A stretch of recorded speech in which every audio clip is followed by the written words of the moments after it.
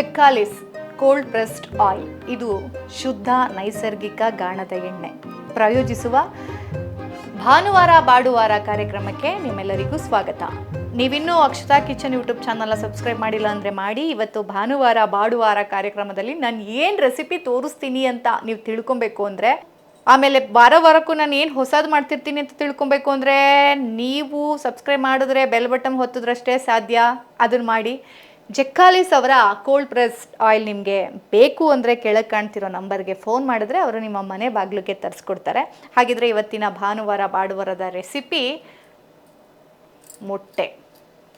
Chicken, mutton, fish ಬೇಡ, ನಾವು ಮೊಟ್ಟೆ ತುಂಬ ಇಷ್ಟಪಡ್ತೀವಿ, ಮೊಟ್ಟೆ ತಿಂತೀವಿ. ಪ್ರತಿ ವಾರ ಇದನ್ನು ತಿಂದು ತಿಂದು ಸಾಕಾಗ್ಬಿಟ್ಟಿದೆ. ಮೊಟ್ಟೆಲಿ ಏನಾದರೂ ಹೇಳ್ಕೊಡಿ ಅಂದರೆ ನಾನು ಮೊಟ್ಟೆಲಿ ಒಂದು ಆರೋಗ್ಯಕರ ಡಿಶ್ ಹೇಳ್ಕೊಡ್ತೀನಿ.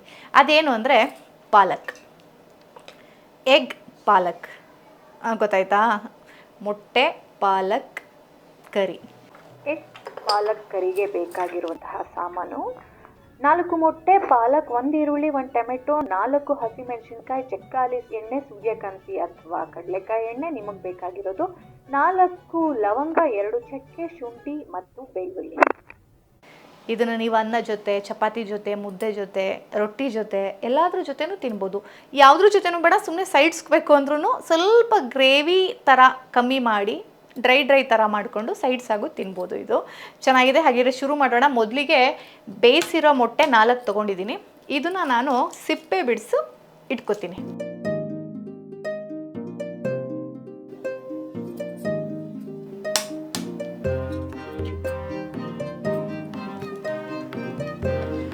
ಈಗ ನಾನು ಸ್ಟವ್ ಹಚ್ಚಿ ಈ ಪ್ಯಾನ್ ಕಾಯೋವರೆಗೂ ಈ ಮೊಟ್ಟೆಗೆ ಮಸಾಲೆ ಹೋಗಬೇಕು ಅಂತಂದರೆ ಶುರುನಲ್ಲಿ ನಾವೇನು ಮಾಡಬೇಕು ಅಂದರೆ ಈ ಥರದ ಪೋರ್ಕ್ ತೊಗೊಂಡು, ಜಾಸ್ತಿ ಬೇಡ, ಸ್ವಲ್ಪ ಅಷ್ಟೇ, ನೀವು 1-2 ಕಡೆ ಚುಚ್ಚಿದ್ರೆ ಸಾಕು. ಹೀಗೆ ಚುಚ್ಬಿಟ್ಟು ಇಟ್ಕೊಂಡಿರಿ. ಈ ಥರ ಎಲ್ಲ ನೀವು ಮೊಟ್ಟೆನಲ್ಲಿ ಗ್ರೇವಿ ಏನಾದರೂ ಮಾಡಬೇಕು ಅಂತಂದಾಗ 100% ಮೊಟ್ಟೆ ಬೇಯಿಸ್ಕೊಬೇಡಿ. ಒಂದು 90% ಬೇಯಿಸ್ಕೊಂಡ್ರೆ ಸಾಕು. ಇನ್ನು 10% ಆ ಗ್ರೇವಿ ಜೊತೆ ಸೇರಿ ಬೇಯುತ್ತಲ್ಲ, ಮಜನೇ ಬೇರೆ. ಈಗ ಪ್ಯಾನ್ ಕಾದಿದೆ. ಮೊಟ್ಟೆನ ಮಸಾಲೆನಲ್ಲಿ ಫ್ರೈ ಮಾಡ್ಕೊಳ್ಳಿಕ್ಕೆ ಜೆಕ್ಕಾಲಿಸ್ ಅವರ ಶೇಂಗಾ ಎಣ್ಣೆ ಹಾಕ್ತೀನಿ. 1 ಸ್ಪೂನಷ್ಟೇ ಹಾಕಿ ನಂತರ ಖಾರದ ಪುಡಿ ಹಾಕ್ತೀನಿ, ಕೆಂಪು ಖಾರದ ಪುಡಿ ಮತ್ತು ಉಪ್ಪನ್ನು ಸಹ ಹಾಕ್ತೀನಿ. ಈಗ ಈ ಥರ ಎಣ್ಣೆನಲ್ಲಿ ಮಸಾಲೆ ಅಂದರೆ ಅಚ್ಕಾರದ ಪುಡಿ ಮತ್ತು ಉಪ್ಪು ಸೇರಿದ ಮೇಲೆ ನಾನು ಈ ಮೊಟ್ಟೆ ಹಾಕ್ತೀನಿ.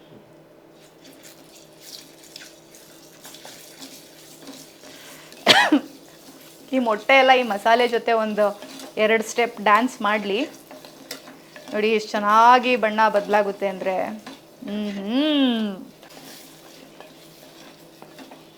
ಈಗ ಇದು ಎಣ್ಣೆ ಜೊತೆ ಮಸಾಲೆ ಜೊತೆ ಮೊಟ್ಟೆ ಎರಡೂ ಸೇರಿ ಈ ಬಣ್ಣಕ್ಕೆ ಬಂದಮೇಲೆ ಇದನ್ನು ತಗೊಂಡ್ಬಿಡೋಣ.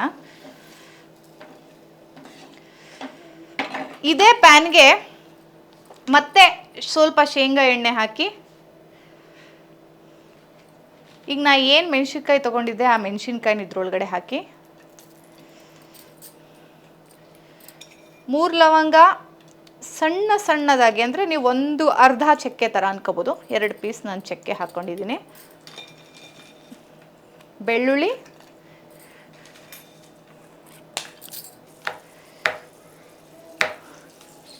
ಶುಂಠಿನೂ ಸಹ ಸೇರಿಸಿ, ಟೊಮೆಟೊ ಅರ್ಧ ಎತ್ತಿಡ್ತೀನಿ ನಾನು, ಇನ್ನು ಅರ್ಧನ ಇದ್ರೊಳಗಡೆ ಹಾಕ್ತೀನಿ. ಅರ್ಧ ಈರುಳ್ಳಿ ಹಾಕ್ತೀನಿ.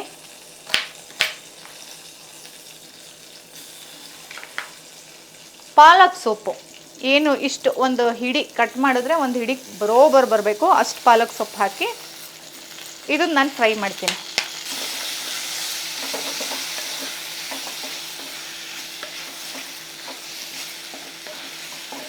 ಇದು ಸ್ವಲ್ಪ ಸ್ಟೀಮ್ ಆಗ್ತಾ ಇರುತ್ತೆ, ನಾನು ಮುಚ್ಚಿಡ್ತೀನಿ. ಇನ್ನುಳಿದ ಅರ್ಧ ಈರುಳ್ಳಿನ ಒಗ್ಗರಣೆಗೆ ಹಚ್ಕೊಳ್ತೀನಿ.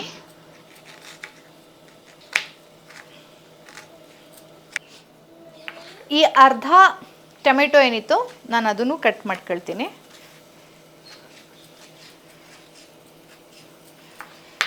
ಇದು ನಾನು ಎತ್ತಿಡ್ತೀನಿ. ಇವಾಗ ಇದು ಸ್ಟೀಮಲ್ಲಿ ಅಂದರೆ ಎಣ್ಣೆನಲ್ಲಿ ಮಸಾಲೆ ಎಲ್ಲ ಏನು ಹಾಕಿದೆ ಅದೆಲ್ಲ ಬೆಂದಿದೆ.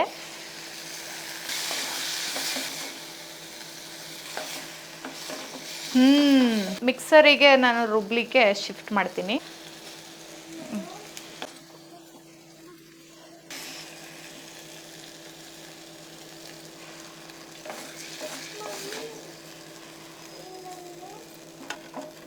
ಗ್ರೈಂಡ್ ಆಗಿ ಬರುತ್ತೆ. ಒಂದೇ ಪ್ಯಾನ್ನಲ್ಲಿ ಎಲ್ಲ ಹಂತದಲ್ಲೂ ಅಡುಗೆ ಮಾಡ್ಬೋದು. ಸುಮ್ಮನೆ ಅದಕ್ಕೊಂದು ಇದಕ್ಕೊಂದು ಅನ್ನೋ ಬದಲು ಈಗ ಮತ್ತೆ ನಾನು ಇದೇ ಶೇಂಗಾ ಎಣ್ಣೆ ಜಕ್ಕಾಲಿಸ್ ಅವರ ವುಡ್ ಪ್ರೆಸ್ಡ್ ನೈಸರ್ಗಿಕ ಮತ್ತು ಶುದ್ಧ ಗಾಣದ ಎಣ್ಣೆ ಶೇಂಗಾ ಎಣ್ಣೆನ ಹಾಕಿದ್ದೀನಿ. ಒಂದು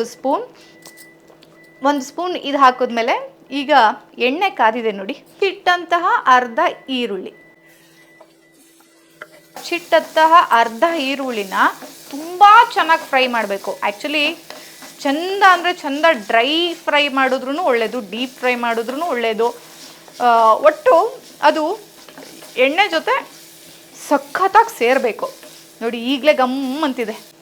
ಈಗ ಈರುಳ್ಳಿ ಜೊತೆ ನಾವು ಒಂದು ಚಿಟಿಕೆ ಅರಿಶಿನ ಹಾಕ್ಬಿಟ್ರೆ ಅರಿಶಿನ ಜೊತೆನೂ ಈರುಳ್ಳಿ ಚೆನ್ನಾಗಿ ಫ್ರೈ ಮಾಡಿ ನೋಡಿ ಎಷ್ಟು ಚೆನ್ನಾಗಿ ಫ್ರೈ ಆಗಿದೆ. ಈ ಬಣ್ಣಕ್ಕೆ ತಿರುಗಿದ್ಮೇಲೆ ರುಬ್ಬಿದಂತಹ ಪಾಲಕ್ ಮಸಾಲೆ ಇದನ್ನು ನಾನು ಇದ್ರೊಳಗಡೆ ಹಾಕ್ತೀನಿ.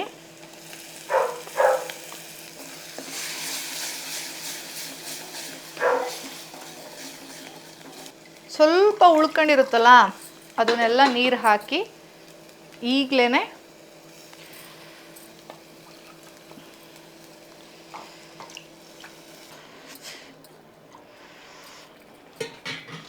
ಈ ಥರ ಬೇಯುತ್ತಲ್ಲ ಆವಾಗ ನಾವು ಹಚ್ಚಿರೋ ಟೊಮೆಟೊ ಕೂಡ ಹಾಕೋದು. ಈಗಲೇ ನಾನು ಒಂದು ಸ್ಪೂನ್ ಉಪ್ಪು ಹಾಕ್ತೀನಿ.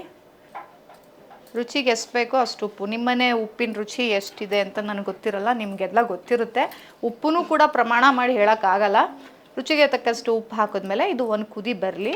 ಆಮೇಲೆ ನಾವು ಮೊಟ್ಟೆ ಹಾಕೋಣ, ಮುಚ್ಚೋಣ, ಅಮಲು ಕವಿತೆಗೆ ಹೋಗೋಣ. ಅಮಲು ಪದ್ಯಗಳು ಮಧ್ಯಾರಾಧನೆ ಸುಶೀಲೇಂದ್ರ ಕುಂದರಗಿಯವ್ರದ್ದು. ಭೂಮಿಗೆ ಬಂದವರೆಲ್ಲ ಬಾಕಿ ಉಳಿಸಿಕೊಂಡವರೇ ಎಲ್ಲ, ಇನ್ನೂ ಲೆಕ್ಕ ತೀರಿಸಿಲ್ಲ. ಸಂಚಿತವಾಗುವ ಇಲ್ಲಿನ ಋಣದಿಂದ ತೀರಿಸಲೂ ಆಗುವುದಿಲ್ಲ. ನಿತ್ಯ ಮದ್ಯ ನೀಡುವ ಭಗವಂತನ ಲೆಕ್ಕ ಹೇಗೆ ತೀರಿಸಲಿ? ನಿತ್ಯ ಮದ್ಯ ನೀಡುವ ಭಗವಂತನ ಲೆಕ್ಕ ಹೇಗೆ ತೀರಿಸಲಿ? ಈ ಜೀವ ಒಪ್ಪಿಸದೆ. ಭಾಳ ಚೆನ್ನಾಗಿ ಬರೆದಿದ್ದಾರೆ. ಈಗ ಅದಕ್ಕೂ ಈ ಕವಿತೆ ಜೊತೆಗೆ ಅದು ಎಷ್ಟು ಬೇಯಬೇಕೋ ಪಾಲಕ್ ಮಸಾಲೆ ಅಷ್ಟು ಬೆಂದಿರುತ್ತೆ. ನೆಕ್ಸ್ಟು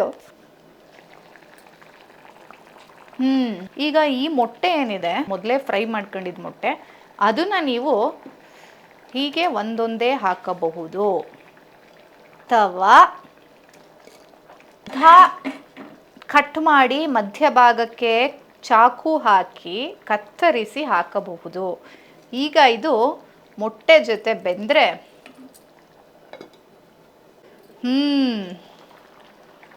ಈಗ ರೆಡಿ ಪಾಲಕ್ ಎಗ್ ಪಾಲಕ್ ರೆಡಿ. ಈಗ ನಾವು ಟೇಸ್ಟ್ ಮಾಡೋಣ ಸರ್ವಿಂಗ್ ಬೌಲ್ಗೆ ಹಾಕ್ಕೊಂಡು. ಮಡ್ಕೆನಲ್ಲಿ ಯಾವಾಗಲೂ 100% ಬೇಯಿಸುವ ಅವಶ್ಯಕತೆ ಇಲ್ಲ. ಒಂದು 85-90% ಬೇಯಿಸಿದ್ರೆ ಅದೇ ಅದೇ ಹೀಟ್ಗೆ ಇನ್ನು 10% ಬೆಂದೋಗುತ್ತೆ ನೋಡಿ. ನಾನು ಆಫ್ ಮಾಡಿದರೂ ಕೂಡ ಸ್ಟವ್ ಎಷ್ಟೊತ್ತವರೆಗೂ ಕುದೀತಿದೆ. ಈಗ ಮೇಲೆ ಮೊಸರು ಬೇಕು ಅಂತ ಅಂದರೆ ಪಾಲಕ್ಕಿಗೆ ಮೊಸರು ಹಾಕಿ